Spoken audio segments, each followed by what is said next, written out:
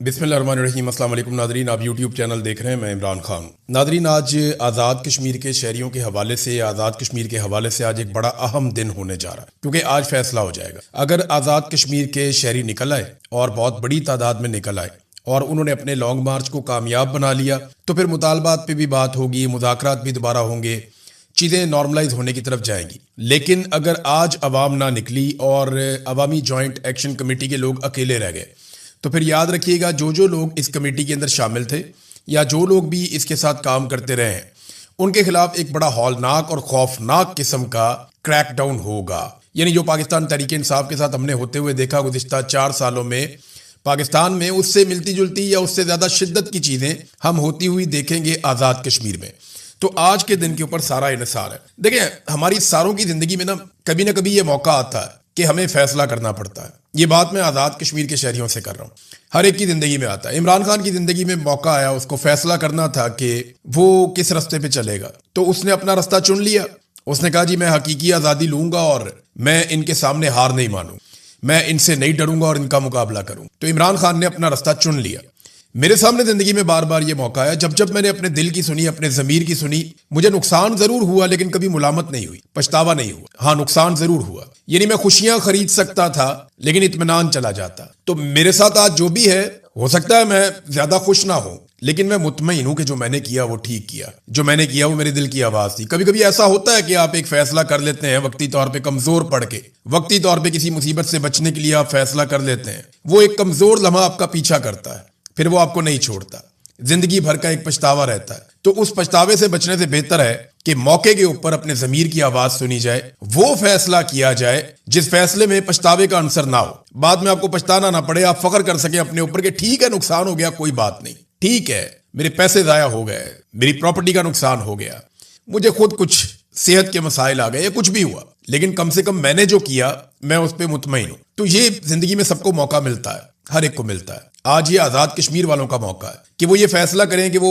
Establishment کی غلامی کریں گے یا اسٹیبلشمنٹ کی غلامی سے اپنے آپ کو آزاد کریں گے۔ آج کشمیر کے لوگوں نے فیصلہ کرنا ہے کہ وہ اپنے بچوں کو کس طرح کا کشمیر دے کر جانا چاہتے ہیں۔ کیا ان کے بچوں کے کشمیر میں بھی یہ مسائل ایسے ہی رہیں گے، یا ان کے بچے ایک محفوظ اور نسبتاً آزاد کشمیر کے اندر ہوں گے جہاں پہ وہ اپنے فیصلے خود کر سکیں گے، ان کے فیصلے بند کمروں میں نہیں ہوں گے؟ تو اسی لیے میں نے کہا کہ آج ایک بڑا اہم دن ہے جہاں کشمیری فیصلہ کریں گے کہ وہ اپنے حقوق پہ سرنڈر کریں گے یا اپنے حقوق پہ ڈاکے کو آئندہ کے لیے بند کروائیں گے۔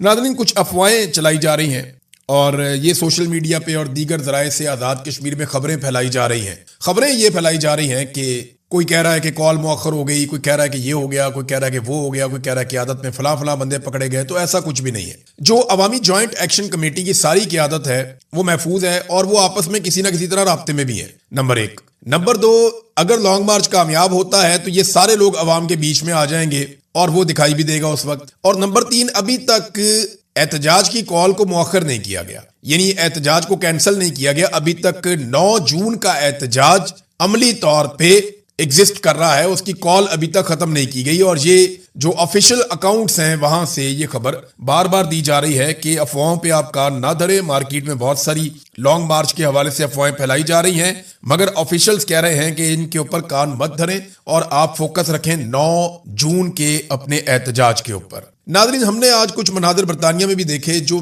عجیب مناظر ہیں، ہم یہ توقع نہیں کر رہے تھے ماضی میں کبھی کہ ایسا بھی ہوگا، لیکن عاصم منیر صاحب نے جس طریقے سے پاکستان کو چلایا ہے، ہم نے بہت ساری چیزیں پہلی مرتبہ ہوتے ہوئے دیکھی۔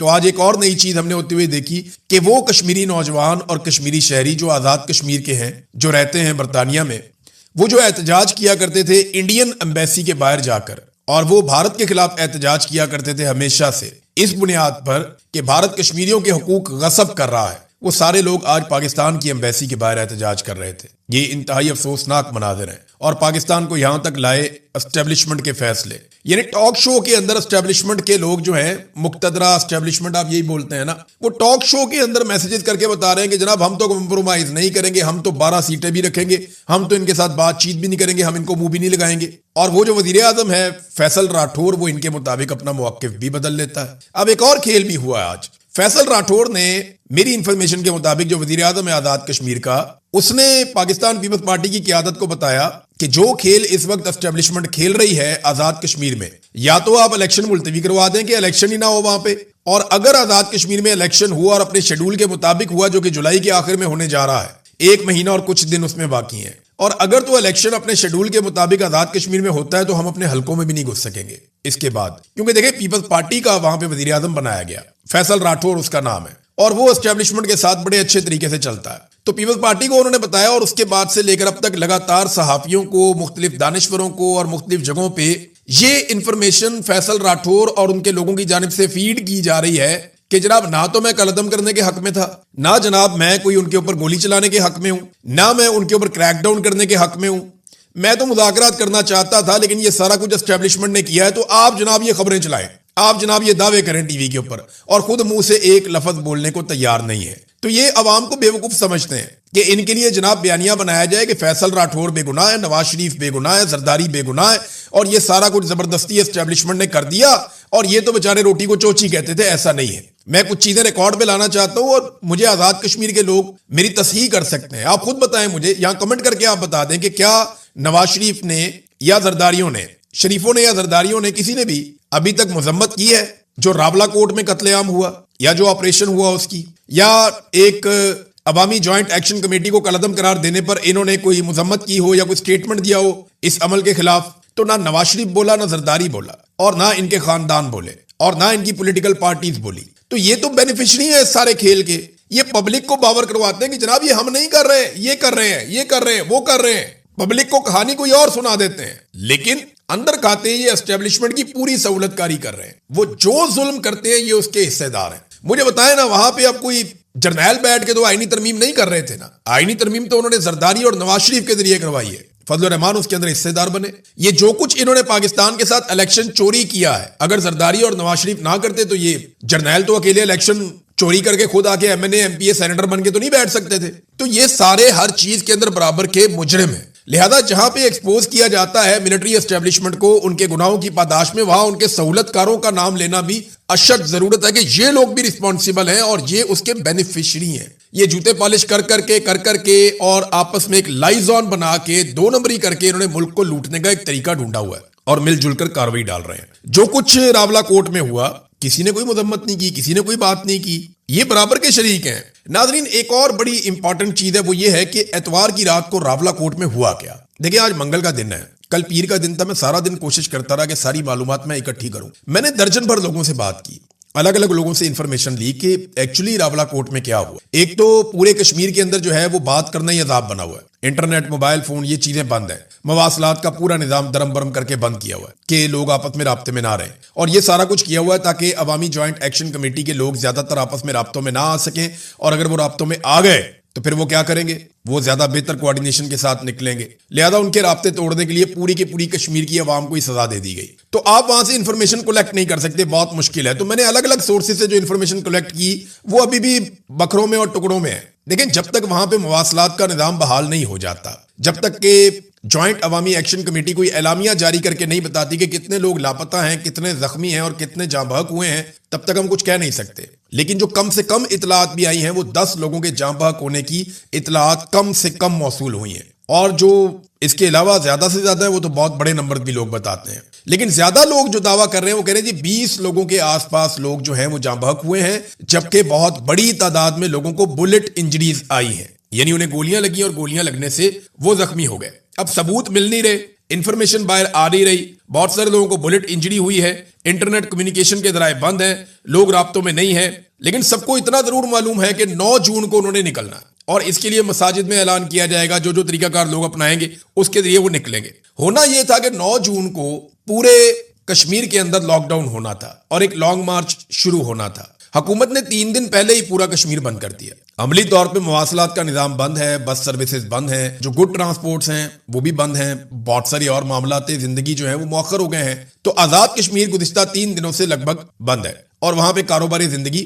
تقریباً معطل ہے. تو جو کام شروع ہونا تھا آج کے دن سے 9 جون سے حکومت نے 3 دن پہلے سے شروع کیا ہوا ہے. اب دیکھنا یہ ہے کہ آج کے دن جن لوگوں نے نکلنا تھا وہ کیا کرتے ہیں. آج کے دن پہ بہت زیادہ انحصار ہے کشمیریوں کے مستقبل کا. اگر آج کشمیری جیتنے کے لیے نکلے تو یہ سارا کچھ حاصل کر سکتے ہیں، اور اگر آج کشمیری نہیں نکلتے اور یہ موقع ضائع کرتے ہیں تو اس کے بعد ایک بڑا خوفناک کریک ڈاؤن، میں پہلے بتا رہا ہوں آپ کو، بعد میں کوئی نہ کہے، بڑا زبردست کریک ڈاؤن پلان کیا گیا. جتنے صحافی بات کرتے ہیں عوامی جوائنٹ ایکشن کمیٹی کے حق میں یا تھوڑا بہت بھی ان پہ شک ہوگا، وہ سارے زیر اعتاب آئیں گے، نوکریاں چھین لی جائیں گی، صحافیوں کو نشان عبرت بنایا جائے گا، جتنی آوازیں اٹھتی ہیں ساری کچل دی جائیں گی، سیاسی لوگ جتنے ان کے ساتھ جڑے ہیں ان سب کو نشان عبرت بنایا جائے گا. کوئی بھی ان لوگوں کی ہمدردی رکھنے والا الیکشن نہ لڑ سکے گا نہ جیت سکے گا، اور ان لوگوں کو جو عوامی جوائنٹ ایکشن کمیٹی کے لوگ ہیں ان کو ان کی فیملیوں سمیت نشان عبرت بنایا جائے گا. یہ میں آپ کو پہلے بتا رہا ہوں. اور اس کا آغاز تھوڑا بہت ہوا، آپ نے ایک ٹیزر دیکھا ہے، ابھی آپ دیکھیں گے اس کا ٹریلر،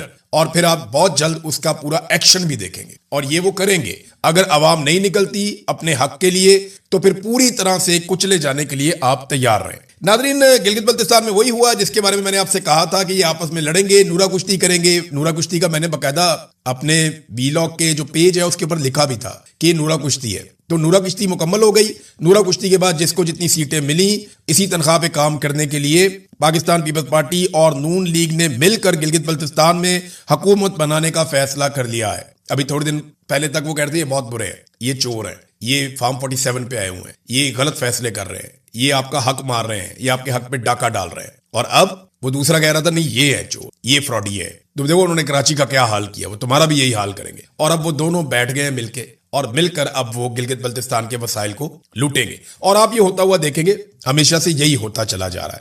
جو ان کو ملٹری اسٹیبلشمنٹ کہے گی نا، یہ کرتے چلے جائیں گے. تو مل کر اب انہوں نے حکومت بنانے کا فیصلہ کیا ہے. پاکستان تحریک انصاف جیتی ہے یا نہیں جیتی؟ تحریک انصاف نے سارے لوٹے تباہ کر دی ہیں. یعنی ان کا الیکشن لڑنے میں جو سب سے بڑی کامیابی آپ کہہ سکتے ہیں وہ یہ ہے کہ جتنے لوگ گلگت بلتستان میں لوٹے بنے تھے وہ سارے ریجیکٹ ہو گئے. حالانکہ ان کی بڑی اپنے علاقوں میں ووٹ بینک بھی تھا، اپنے علاقوں میں پہچان بھی تھی، اور وہ زوم کے ساتھ الگ ہوئے تھے جب خالد خورشید کے خلاف پورا ایک آپریشن کیا گیا تھا کہ جناب ہمیں تو ہمارے لوگ ووٹ ڈال دیں گے. نہیں پڑے ووٹ، فارغ ہو گئے.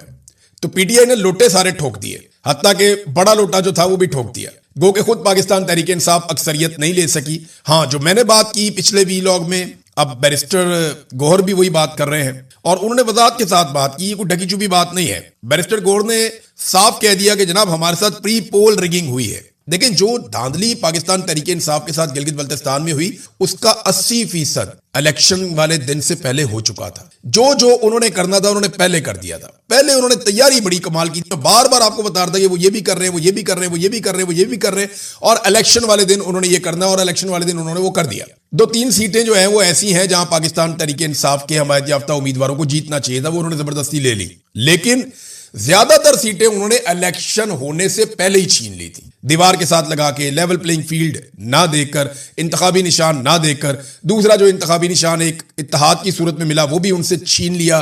ان کے ووٹر لسٹوں کے اندر جو تبدیلی کر دی گئی، پولنگ سٹیشنز کو اٹھا کے کہیں سے کہیں پہنچا دیا گیا، اپنی مرضی کا عملہ لگا دیا گیا، اور ہر حربہ استعمال کیا گیا. یہاں تک کہا گیا کہ اگر آپ نے پیپلز پارٹی اور نون لیگ کو ووٹ نہ دیا اور پی ٹی آئی کو ووٹ دیا تو یاد رکھیے گا جیسے ہم نے خیبر پختونخوا کی گندم بند کی ہے، ہم گلگت بلتستان کی گندم بھی بند کر دیں گے. روٹی تک کا ڈراوا دیا گیا لوگوں. تو پری پول ریگنگ کی ایک لمبی داستان ہے جو وہاں پہ کی گئی ہے. میں نے آپ سے کہا تھا کہ نواز شریف صاحب کو سخت الفاظ کا سامنا کرنا پڑا، ایک سخت پیغام انہیں پہنچایا گیا. میری خبر کی تصدیق مالک صاحب نے بھی کر دی ہے.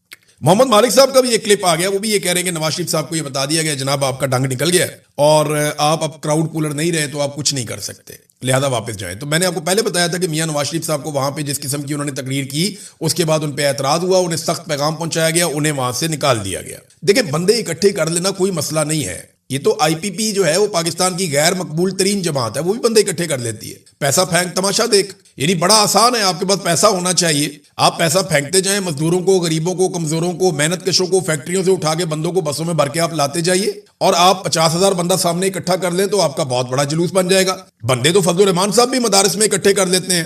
وہ ایک نعرہ لگاتے ہیں مذہبی نوعیت کا اور مدارس کو کہہ دیتے ہیں اپنے اسٹوڈنٹس کو لے کر آ جاؤ، بسیں چلی جاتی ہیں، وہ اسٹوڈنٹ سارے پہنچ جاتے ہیں اور سامنے 10-12,000 15,000 کا مجموعہ ہوتا ہے اور وہ اتنے آرگنائز بیٹھتے ہیں کہ لگتا ہے جیسے 50,000 ہے. تو فضل الرحمان صاحب بھی بندے اکٹھے کر لیتے ہیں، بندے تو آئی پی پی بھی اکٹھے کر لیتی ہے، باقی لوگ بھی کر لیتے ہیں. بندے اکٹھے کر لینا الگ بات ہے، اس کراؤڈ کو کنٹرول کرنا، اس کو چارج کرنا اور اس کو اپنے ساتھ لے کر چلنا یہ لیڈر کر سکتا ہے. اور نواز شریف صاحب کی اب یہ کیپیسٹی ختم ہو گئی ہے. جب تک نواز شریف صاحب کوئی بڑی قربانی نہیں دیں گے تب تک ان کو یہ سہولت اب میسر نہیں ہے. ناظرین، ایک اور انٹرسٹنگ خبر جو انٹرنیشنل فرنٹ سے ہے وہ میں پڑھ رہا تھا، ڈونلڈ ٹرمپ کا سٹیٹمنٹ. ڈونلڈ ٹرمپ نے اسرائیل کو یہاں تک کہہ دیا کہ اگر نیتن یاہو باز نہیں آتا اور ایران کے اوپر اٹیک کرتا رہتا ہے تو پھر ایران کے حملے کی صورت میں اس کو تنہا لڑنا پڑے گا. یہ ڈونلڈ ٹرمپ کے سٹیٹمنٹ کا مطلب یہ ہے. دیکھیں اگر 2 دن کے لیے بھی یا 3 دن کے لیے بھی اکیلا چھوڑتا ہے نا امریکہ اسرائیل کو, اور ایران کو پورا موقع ملتا ہے اس کے ساتھ لڑنے میں, تو یہ 2-4 دن کی خوراک ہے ایران کی اسرائیل, جو ایران اسرائیل کے ساتھ کر دے گا. تو اسرائیل کو یہ بات سمجھ آ گئی ہے, اور امریکہ کے بارے میں مجھے ایک بات سمجھ آ گئی ہے, اور عالمی سطح پہ سب کو اب سمجھ جانا چاہیے کہ امریکہ اب مزید لڑائی شاید افورڈ کر نہیں سکتا. ڈونلڈ ٹرمپ نے بہت ہزیمت اٹھائی ہے, بہت شرمندگی اٹھائی ہے اس لڑائی میں, اب وہ مزید لڑائی نہیں لڑنا چاہتے. پاکستان سمیت یہ جو پورا ریجن ہے نا, یہاں طاقت کا توازن ہمیشہ کے لیے بدل گیا ہے. یہ ریجن اب کسی اور طرح کنٹرول ہوگا, اس کے ڈائنامکس تبدیل ہو چکے ہیں. عرب ممالک کی سوچ بھی آنے والے دنوں میں بدلے گی. یہاں رشیا کا, چائنا کا, عرب ممالک کا, ایران کا, یہ ایک نیا قسم کا آپ دیکھیں گے. ترکی کا بڑا رول ہوگا, مصر کا, پاکستان کا رول بھی ان ممالک کے ساتھ مل کر ہوگا. ڈونلڈ ٹرمپ کے ساتھ یا امریکہ کے ساتھ وہ معاملات ویسے نہیں ہوں گے جیسے ماضی میں ہوا کرتے تھے. یہ پورا کا پورا ایک گیم چینجر تھا. یہ جو ایک دورانیہ گزرا ہے جنگ کا, اس نے بہت ساری چیزوں کو بدل دیا ہے اس ریجن میں. اب تک کے لیے اتنے. اپنا خیال رکھیے گا, اپنے چینل کا بھی. اللہ حافظ.